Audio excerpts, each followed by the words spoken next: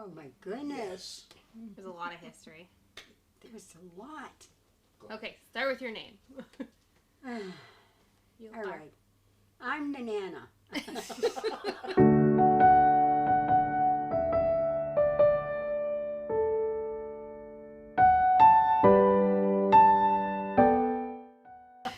Okay. That's what they call me, the kids. I've got 17 great babies. Yeah, 17 great. My name is Amelia. That's what I was named after Amelia Earhart. But you started going to Luda. church when it was at the school. That's where it said In to go to Poland. the school in Poland. Go to the school in Poland. That's where I went. Yes, we got there. Boy, they just started using me. And Well, what did you tell me? You were telling me last night that the first nursery that they had was in the boiler room Yeah, in the Of the furnace room. school. The furnace room it was. of Yeah, the school.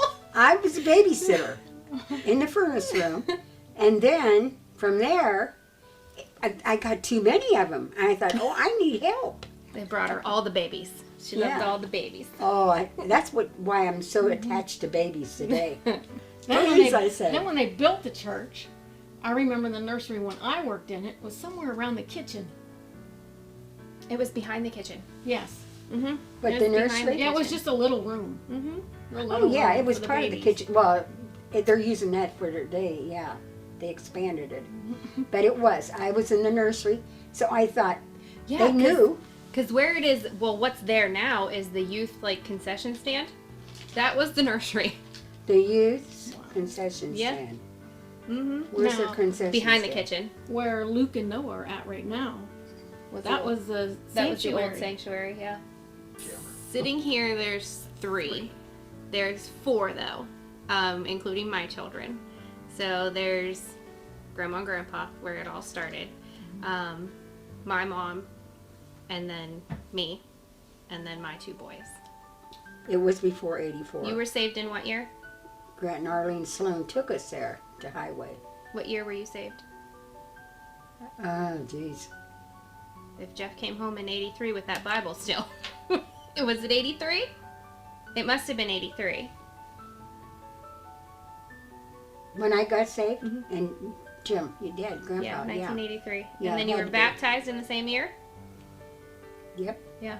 And then the church was built in 84. You were baptized here in New Life in the old sanctuary with the In the portable tank. in the portable baptismal tank. And that was, what year was that? 88? We didn't get the grandkids. Jessica, Yes, I mean, that was in 12/31/88. 1988. Yeah. Carrie, and Melanie both got baptized here. Yeah. Yeah. My Uh-huh. cousins, Carrie and Melanie, they were both baptized. Same Yeah. portable tank. Portable tank. Yeah. And then I was baptized here in 2020. Was it 2020? Yes. Yes. Yeah, 2020. Yep. I mean, she's seen more of the change than I have, but from when I was little to now, there really wasn't a whole lot of, when I was growing up, of course, we had kids' church and everything, and there really wasn't much of, a transition from kids' church to the adult service. It was kind of like there was a gray area there. They did have, some things on Wednesday nights, but there's no, youth group. There was no YA like we have, in that generation that really needed that guidance of where to go. So that's kind of when I got to the teenage years, I stepped back from the whole religion thing, just because I was so confused. I had no idea which direction to go. I mean, growing up, we would stay at Grandma's house every Saturday night. It was all the grandkids. We stayed at Grandma's house. Grandma toted us all to church on Sunday, and then after service on Sunday, we'd go back to her house, and it was Sunday family dinner. That's what we did every Sunday. And it's kind of we got away from all of that and everything when everybody got into their teens and late or early 20s, and then everybody started getting married, having their own families. So it's kind of different to see how things have evolved, and I like that there are things for that generation now that need the guidance, that are really struggling, that need, the push of which direction is my life going, and I really wish I would have had that. I kind of, like I said, got away from the whole church aspect of things in my teens and 20s, and I wish I would have had that kind of guidance, because I think I would have still been here, and came back in my late 20s and then went away from the church again for a few years, and then I had kids of my own, and I remembered everything from when I was little and how I wanted that for them, and I want them to grow up the way I grew up, knowing God, knowing I had a purpose in life. There was direction for me, that He was there no matter what. Didn't matter if I had friends, if I didn't have friends, you know, that He was there. He was with me all the time. And what actually brought me and you back was, and I'm going to do this without crying, was when my grandpa had an accident, and it was Father's Day of 2019, and I distinctly remember we started a phone chain. Well, not a phone chain, but we started like a group call with my uncle in Arizona. He started it, and we would get on when my grandpa was in the hospital. We would get on the call multiple times a day to update everyone, like how his condition was, what happened that day at the hospital, and we would just pray. We would pray over him, for our family. Just anything that we needed prayer for. We were all in a corporate setting to have prayer for each other and be there for each other as a family, which like a lot of us, we're all spread out. There's North Carolina, there was Georgia, there's Arizona, Cleveland. us here in Ohio, but we were all spread out in Ohio. So this kind of brought everyone to a center point where we were able to connect with each other and connect with God. And so we would do that every day. We were on the call multiple times a day when he was in the hospital. And they're still doing it. How many nights a week do you do it? 5 nights a week? What? Your prayer call. Monday through Saturday. Every night. Every night? Every night. Every morning is Bible study. And every night is your prayer call. Yeah. Prayer call. And we pop in and out when we can as family and stuff, because, you know, everybody's busy. But So what happened there was God took what happened to Grandpa, tragic as it was. He took that and brought us all together. Yeah, brought us all together. To where we were so close. I distinctly remember the one call that we had, and being out of church for so long and everything. I just felt there was this small voice telling me, you need to go sit in his seat at church. Sit where he sits at church.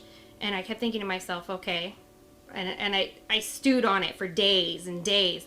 And I got on, when we were on the prayer call the one night, I said, something keeps telling me, go sit in his seat at church. So my Aunt Pam, she speaks up and she says, well, that's God telling you you need to stand in the gap for your grandpa. At the time, I'm like, okay, what does this mean? Because, like, what is the gap? So she explained everything to me about standing in the gap for him, and we came to church that Sunday. We were prayed over. I sat in his seat. I sat in his seat for months. And after he had passed away, now looking back at things and realizing that even though he's not here, his legacy is living on through us, and he's brought us closer together as a family. It's kind of surreal. It is. It's surreal. So to think that I can still feel him at church. Yeah. Oh yeah. Yeah. But like all these years of us being ministered to by you and Grandpa, and then you and Dad, and me with my kids now, and like you and Grandpa would minister to my kids. I remember when I was pregnant with Luke, telling you that I was pregnant with him, and I bought a little book, and it was all prayers and nursery rhymes and stuff, and I put inside of it, I wish I would have brought it with me so I could say exactly what it had in it, but about how I couldn't wait for you to tell me all about Jesus, and like those things stuck with me. Even though I wasn't in the church, I knew I wasn't alone. All through my teens, my 20s, I knew I wasn't alone because you and Grandpa had instilled that in us, and you and Dad had instilled that in us, that no matter how far we were from church or wherever, God was still with us. He was still listening. He was still there. He's not going to leave us. No. So, and I think that's probably the only way I got through my teens and 20s was knowing that I wasn't alone. Well, but this has happened before you were born. No, not before. After you were born, and you were able to get around with the other kids, the little ones. I used to all get you in the back bedroom. You don't remember that? And I'd teach them how to sing "Jesus Loves Me." Oh, I do remember that. Because the carpet was blue in the bedroom. I do remember that. Yep. Oh, yeah. And we still, as old as everybody is, we still sing "Happy Birthday" to Jesus and get a birthday cake. Yep. Every year. Every year. Yep. I made a birthday cake with the candles and everything. And all the kids stood around the table and we sang. We have multiple Jesus. pictures of the cakes. Yes. Yeah. Well, what I can feel more than what I see, that Jesus has already accepted them before they even asked Jesus to come into their heart. It'll always be new life to me. It's where Jesus is. I feel so close when I'm there. Like Sunday, I had the presence of the Lord all over my whole body. I thought I was going to fall down, but I didn't. I just held on to the bench in front of me. And that's where I get more feeling from Jesus when I'm there. I can see how my parents changed totally. I mean, I didn't grow up with the Lord in my life at all. And my mom and dad, once they accepted the Lord, it was like, oh my gosh, this is two totally different people. So I seen what that did to them. And then it was 2-3 years after that, I was saved. And then when I had my kids, it was like, I have to get them to church. And even though they didn't stay in church the whole time when you were little, it was still instilled in them. And you've seen what it was like here at church. And it feels like home here. It feels like home. Everybody's so warm and everybody welcomes you and hugs and you can feel the presence of the Lord. And on Sunday, the Holy Spirit is in that sanctuary so thick. Yes. It's just like, I don't want to leave. Yeah, that's me too. It's home. It's home. That's the only way to explain it. And to bring my kids into a place where I'm comfortable and everyone is there, everyone's very welcoming, and there's just so much love. There's just so much love. There's no other place like it. And to know that my kids feel comfortable, and they're warm with everyone here, and like Luke's always been shy, and for him to just pop out and want to go to kids' church, and I'm watching him blossom and him say prayers for people, and to pray over dinner when there's a huge crowd of people in the room, even though they're all family, and he says, I'll do it. It's just... He would never have done that before. Oh, no, he would have never done that. But like you said, from the time he was born, you knew there was something special about Luke. Something special about Luke. And I'm starting to see it and feel it with how he is with his walk with Christ, and it's home. And you know, when Pastor Dave and Liz came to our church, the day that we were well, the whole congregation was there, but we were seeing, asking them different questions and everything. And it just came over me when I was sitting there. I was sitting in the front row, and I looked at Liz, and I said, "That's it. Those are the ones." Just the words come out of their mouth. The Lord just showed me. Well, I felt like that Those too. are the ones. I felt like that too when I met him at And I the hope they stay hospital. there. Mm-hmm.